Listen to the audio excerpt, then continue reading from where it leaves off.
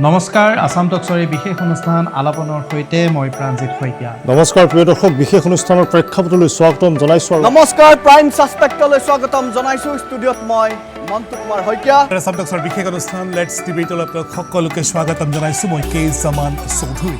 প্ৰত্যহ প্ৰত্যাহ্বান আৰু প্ৰতিষ্ঠা।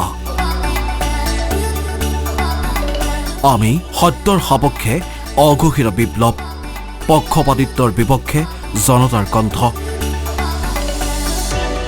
আমি আসাম টক্স।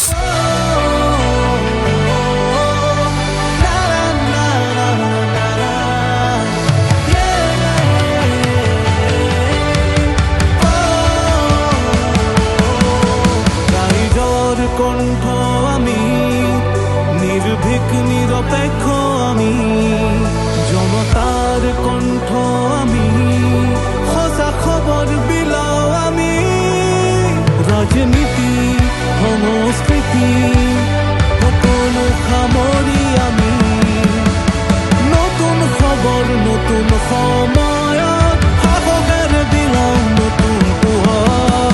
আপোচবিহীন অসম কণ্ঠ আমি আসাম টক্স। আপোচবিহীন অসম কণ্ঠ আমি আসাম টক্স। খবৰৰ নামত আপুনি ব্যতিব্যস্ত হোৱাৰ সময়তে, খবৰৰ নামত আপুনি বিব্ৰত হোৱাৰ সময়তে আপোনাক সঁচা খবৰ তুলি ধৰাৰ অংগীকাৰ লৈ আজিৰ পৰা 11 বছৰ পূৰ্বে আজিৰ দিনটোতেই জন্ম হৈছিল আপোনাৰ বিশ্বস্ত সংগী আসাম টক্সৰ। সত্য অম্বেষী এদল নতুন আৰু সংবাদ জগতৰ বহুকেইজন অভিজ্ঞতা সম্পন্ন পুৰুষাৰ জোৰত যুঁজি নাভাগৰি প্ৰত্যাহ্বান নেওচি আসাম টক্সে আজি অতিক্ৰম কৰিলে 11টা বছৰ। শদিয়াৰ পৰা ধুবুৰীলৈ, বৰাকৰ পৰা ব্ৰহ্মপুত্ৰলৈ কিংবা দেশৰ ভিন্ন প্ৰান্তৰ এদল সাংবাদিকৰ ৰ'দ বৰষুণ নেওচি কৰা অহু পুৰুষাৰ্থৰ ফল আজিৰ এই আসাম টক্স।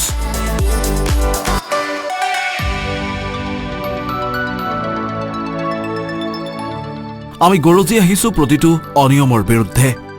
আমি কাষত আছোঁ প্ৰতিটো ইতিবাচক খবৰৰ সৈতে। আমি দেখুৱাইছোঁ জনতাৰ দুৰ্দশা।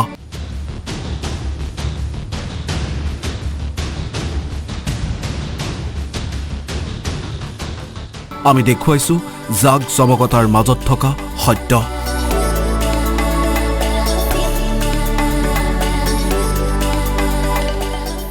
আমি আসাম টক্স। যুঁজিছোঁ, পৰিছোঁ, উঠিছোঁ, ৰাইজৰ কণ্ঠ হৈ আছোঁ অবিৰত অবিচল।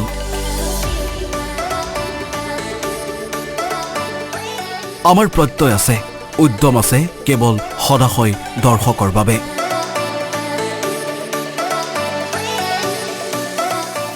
আজি 11টা বছৰ নিৰবিচ্ছিন্ন সেৱাৰ অন্তৰালৰ উৎস কেৱল আপোনাসৱ। আপোনাসৱৰ মৰম, গঠনমূলক পৰামৰ্শই আসাম টক্সৰ জীৱনী শক্তি। ঈপ্সিত ইচ্ছাৰ বাবেই আমি একলাকৈ নতুন হৈছোঁ প্ৰতি মুহূৰ্তত।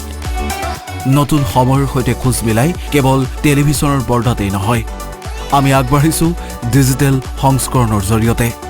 ৰাজ্যৰ পাৰ ভাঙি ৰাষ্ট্ৰীয় প্ৰেক্ষাপটত জিলিকি উঠাৰ উদ্দেশ্যে আমি আগবাঢ়িছোঁ হিন্দী বাতৰিৰ জৰিয়তে। नमस्कार, असम टॉक्स में आपका स्वागत है। मैं सोनल झा आप सभी के साथ। हिंदी सुपर न्यूज की शुरुआत करते हैं पहली बड़ी खबर के साथ। প্ৰতিটো স্তৰ জনতাক সামৰি লৈ আমাৰ এই যাত্ৰা নিৰন্তৰ।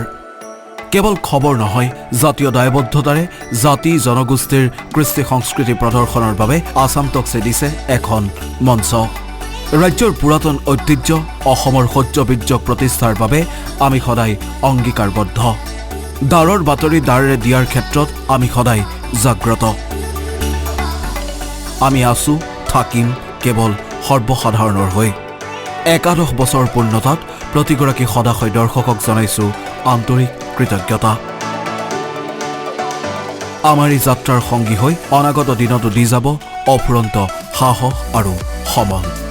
নিউজ এক্স ৰিপৰ্ট, আসাম টক্স।